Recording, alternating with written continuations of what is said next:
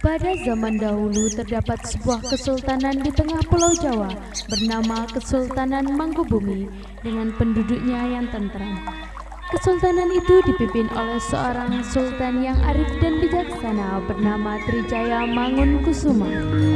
Sang sultan mempunyai seorang istri bernama Sekar Ayu dan dua orang anak lelaki yang sama rupawanya tetapi memiliki kepribadian yang sangat bertolak belakang. Putra sulungnya bernama Dwi Wangga Mangunkusuma, sedangkan putra bungsunya bernama Panji Mangunkusuma. Suatu ketika terjadi perselisihan antara Kesultanan Mangkubumi dan kesultanan lain di daerah selatan untuk memperebutkan sebuah pulau yang luas dan subur di pesisir pantai selatan. Perselisihan tersebut dapat terselesaikan atas kebijakan dan kegigihan si bungsu yang kala itu sedang diberi tugas secara pribadi oleh sang ayah. Atas keberhasilannya menyelesaikan masalah tersebut dan bertambah luasnya daerah Kesultanan Mangkubumi, sang sultan menggelar pesta rakyat yang dihadiri oleh seluruh penghuni kesultanan tersebut.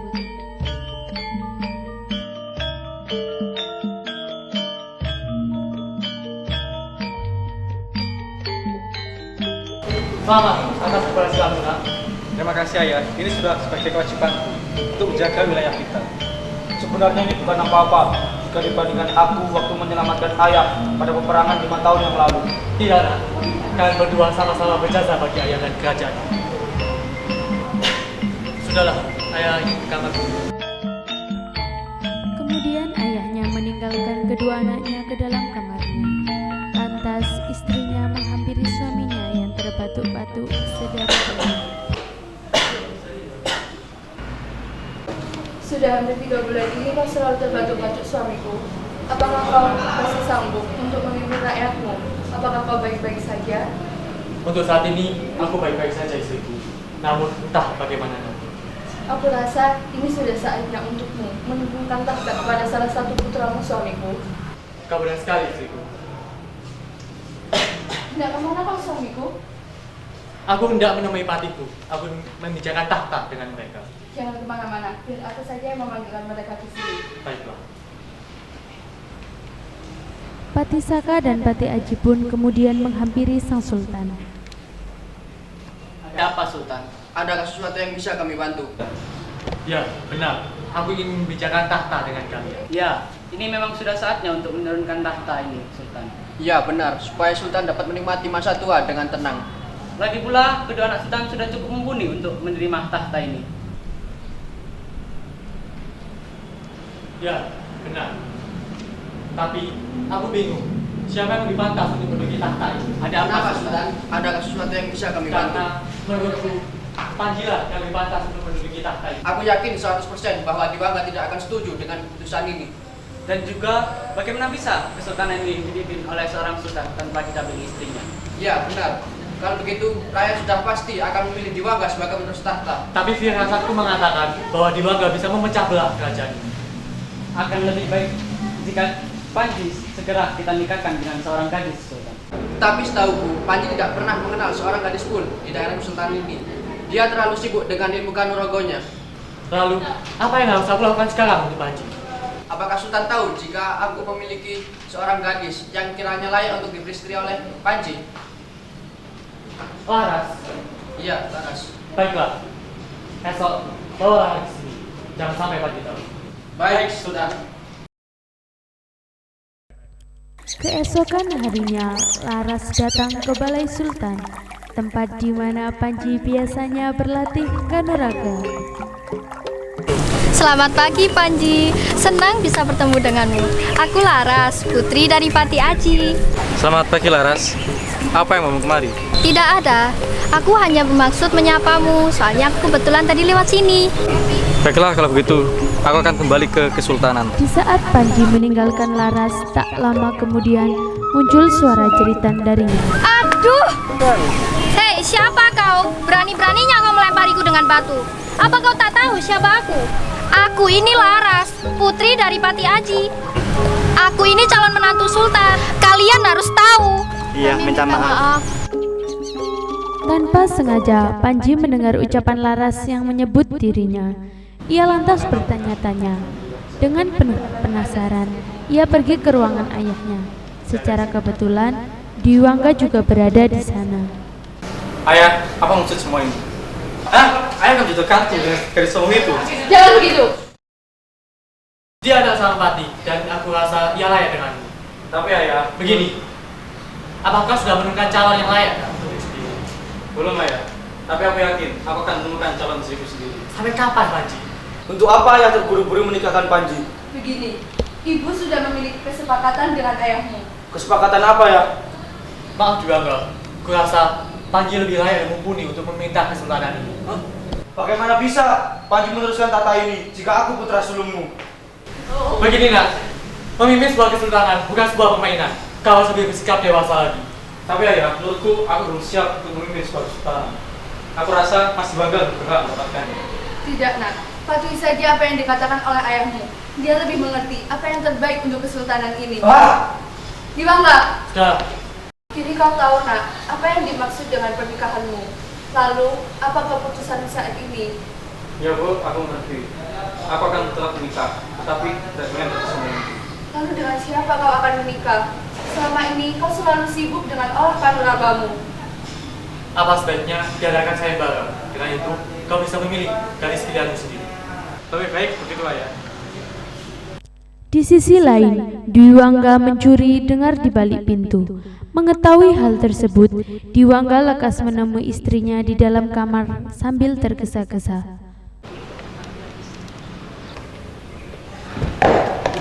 Ada apa? Ini kabar buruk. Aku tidak tahu mengapa ayah lebih memilih Panji daripada aku untuk meneruskan tahta ini.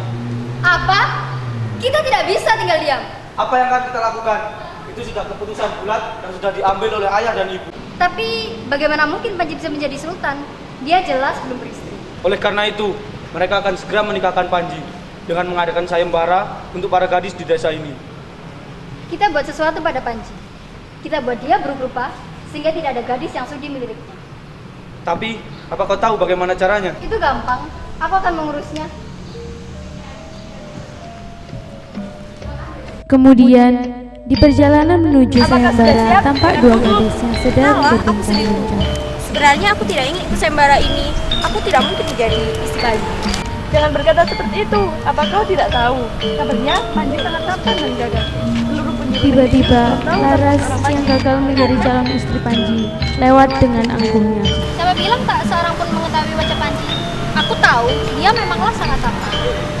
Dia sangat tampan seperti Arjuna dan gagah seperti Batu Kaca. Sudahlah, kita pergi.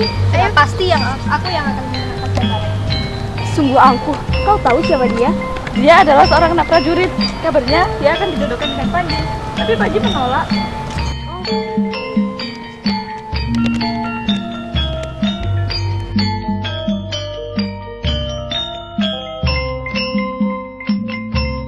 Mengapa kau terlihat gelisah sekali?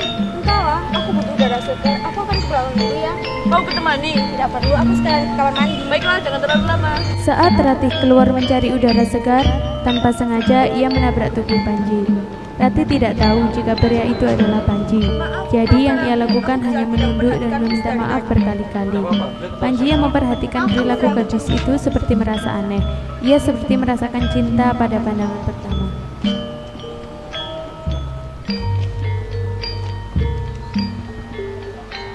Sayembara dimulai dari giliran pertama.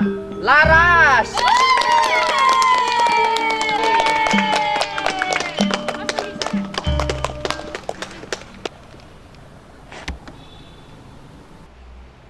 Kata luar soka tuto kapatu padati awon.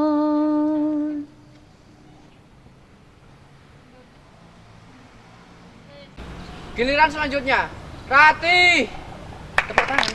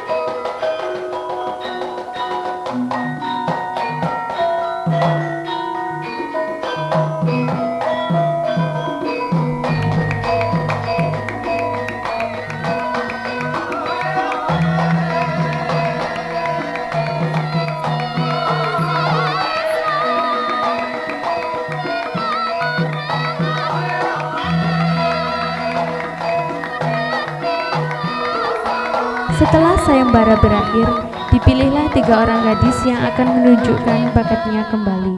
3 kandidat yang terpilih adalah Laras, Ratih, dan Dewi.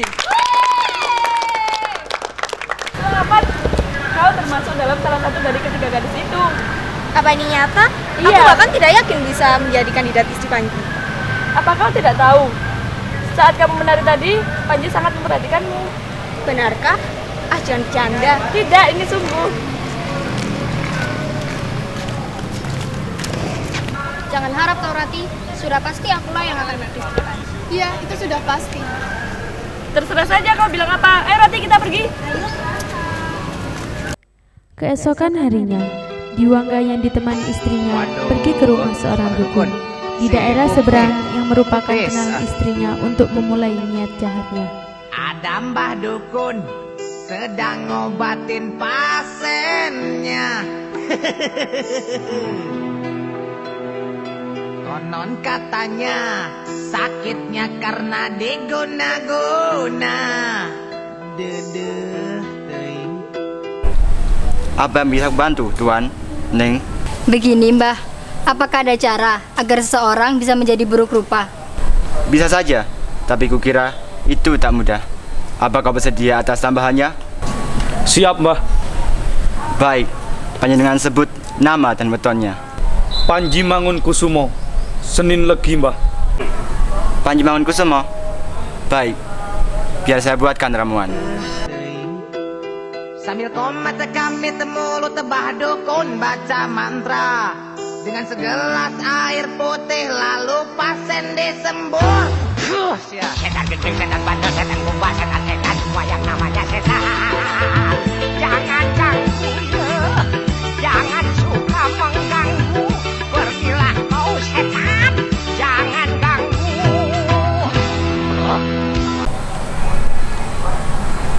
Pastikan Panji meminum ramuan ini. Baik Mbah. Terima kasih, Mbah. Setiba di Kesultanan, Diwangga meletakkan ramuan tersebut pada sebuah meja yang terletak di kamar Panji.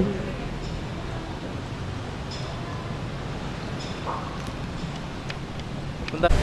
Aku rasa aku sudah menemukan gadis yang tepat. 2 hari kemudian, tiba saatnya untuk memilih seorang gadis yang layak menjadi istri Panji. Akan tetapi, sesuatu yang buruk tiba-tiba menimpa dirinya. Seluruh wajah Panji terasa panas. Alangkah terkejutnya dirinya ketika bercermin. Seluruh wajahnya kini dipenuhi dengan cacar. Astagfirullahaladzim. Ibu! Apa yang terjadi anakku? Lihatlah, Bu. Bagaimana ini bisa terjadi? Aku tak tahu, Bu. Bagaimana ini? Apakah kau rencana sesuatu? Tidak tahu, Ayah, Ibu. Bagaimana ini? Para gadis akan menemuiku hari ini. Apa sebaiknya sayembara ini ditunda saja? Jangan. Biar wanita ya yang memilih dia apa adanya yang menjadi istri Panji. Apa maksud Ayah? Menurutku, cinta sejati tidak memandang bagaimana rupawannya dirimu. Tapi dia yang menerima apa adanya adalah cinta sejatimu. Tapi Ayah, Itu benar yang dikatakan ayahmu nak, patuhi saja. Kebaikan hati itu segalanya. Rupawan bukan tolak ukur mereka. baiklah Bu, aku mengerti sekarang. Di balik Bagaimana kamar, ini? Panji tetap Diwangga dan melanjutkan istrinya sayembara itu. menguping pembicaraan Entahlah, mereka. aku tak bisa Diwangga diri. geram dan istri gelisah. Aku punya satu rencana lagi. Hah? Apa kau yakin? Aku sudah mempersiapkannya. Sesaat kemudian, Diwangga menyuruh seorang kaki tangannya untuk menculik Panji yang masih berada di kamarnya.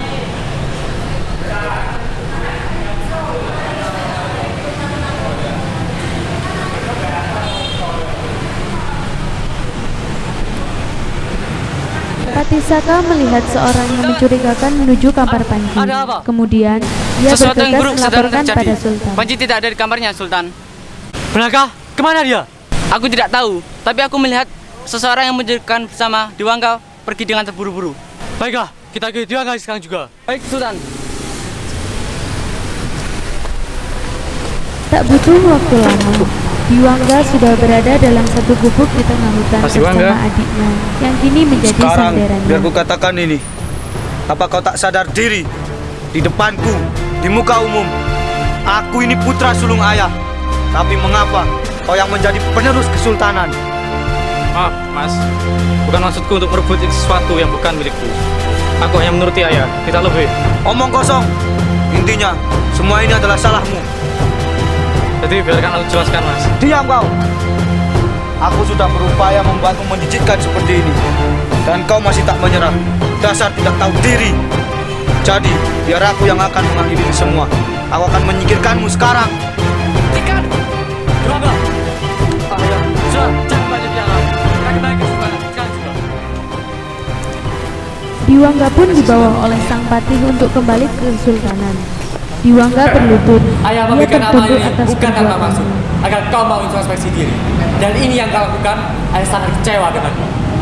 Maafkan aku, ayah. Tidak, nak. Ini sungguh sangat keterlaluan. Kau harus dihukum. Tidak, ayah. Jangan hukum suamiku. Jelas-jelas ia bersalah. Kau masih mau membelanya. Tidak, ayah. Ini salah saya juga. Kami berdua minta maaf. Maafkan mereka berdua ya. Manusia memang tak luput dari sebuah kesalahan. Setelah apa yang telah mereka perbuat denganmu, kau masih mau memaafkannya? Iya ya, ini hanya sebuah kesalahpahaman. Jadi jangan hukum mereka berdua. Terima kasih, Panji. Terima kasih. Kau sangat baik. Kami berjanji tidak akan mengulanginya lagi. Dan aku akan mencari penawar atas penyakitmu. Kau sungguh-sungguh memaafkan kami? Baiklah, aku tidak akan menghukum kalian. Ini berkat Panji yang telah memaafkan kalian. Terima kasih, Panji. Terima kasih. Suasana mulai kembali Mas, ayo, normal. Mas. Diwangga dan istrinya pergi ke dukun untuk mencari penawar. Akan tetapi, penawar itu akan mulai bekerja dalam 1 hari 1 malam. Apakah itu yang Sayembara bernama pun Panji? tetap berlangsung. Apa benar itu walaupun Panji wajah calon suamiku? belum sembuh. Iya, itu Panji. Bagaimana bisa aku menikah dengan seorang buruk rupa seperti dia? Apa kau serius? Ya, serius. Ayo kita pergi. Aku tak sudi.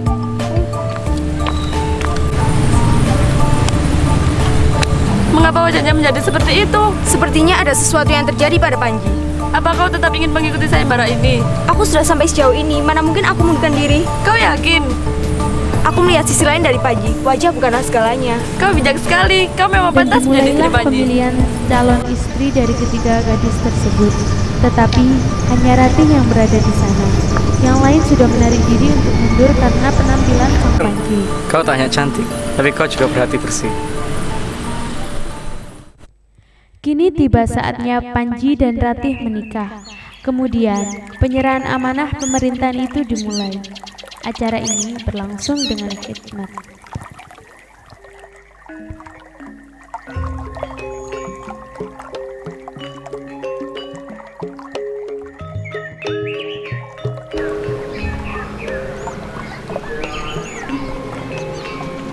Aku serahkan tanggung jawab dan amanah kesultanan ini kepadamu. Jaga baik-baik.